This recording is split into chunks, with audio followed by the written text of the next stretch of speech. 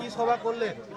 আজকে আমরা ভোটদিঘি বুথে, দেওতলা অঞ্চলের এই ভোটদিঘি বুথে আমরা সবাই এখানকার সমস্ত ১.৫ শতাধিক মানুষ যারা এতদিন তৃণমূল কংগ্রেসের সঙ্গে ছিলেন, তারা আজকে সবাই আনুষ্ঠানিকভাবে ভারতীয় জনতা পার্টিতে তারা যোগদান করলেন।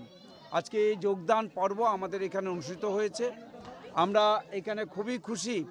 এই ১.৫ শতাধিক মানুষের মধ্যে মুসলিম সম্প্রদায়, যারা এখানে সংখ্যালঘু সম্প্রদায় থেকে যারা আছেন, এইরকম যারা এখানে লিখেও দিয়েছেন তাদের নাম এখানে আছে, আক্তার হোসেন সহ আরও এখানে আমাদের প্রায় ১.৫ শতাধিকের মধ্যে প্রায় ৫০ থেকে ৬০ জন যারা আমাদের এখানে সংখ্যালঘু সম্প্রদায়ের মানুষ, তারাও যোগদান করেছেন।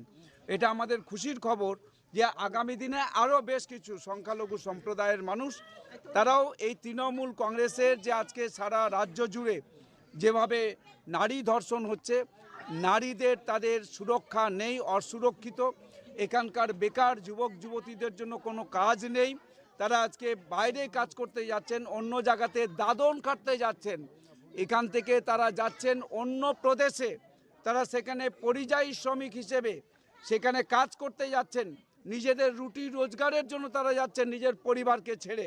সেই সমস্ত যুবরা আজকে এসেছেন। আজকে চন্দন রাজবংশী উদ্যোগ নিয়েছেন, আমাদের এই কলম্বা গ্রামের তিনি উদ্যোগ নিয়েছেন, এখানে সমস্ত এই কলম্বাতে যারা আছেন যুবরা, এই যুবদেরকে আজকে তিনি যুক্ত করবার জন্য উদ্যোগ নিয়েছেন। আমি তাকেও ধন্যবাদ জানাচ্ছি। আর যারা আজকে যোগদান করলেন আমাদের যোগদান পর্বে, এখানে আমাদের সমস্ত কার্যকর্তারা আছেন। যোগদানে যিনি হচ্ছেন যে আমাদের উত্তর মালদা সাংগঠনিক জেলার যে আমাদের এই গাজল ২ নম্বর মণ্ডল, এই ২ নম্বর মণ্ডলে যাকে যোগদানের পর্বে যাকে প্রভারী করা হয়েছে, আমাদের পঞ্চায়েত সমিতির সদস্যা সম্মানীয়া গাঙ্গুলি সরকার, তিনিও এখানে উপস্থিত আছেন।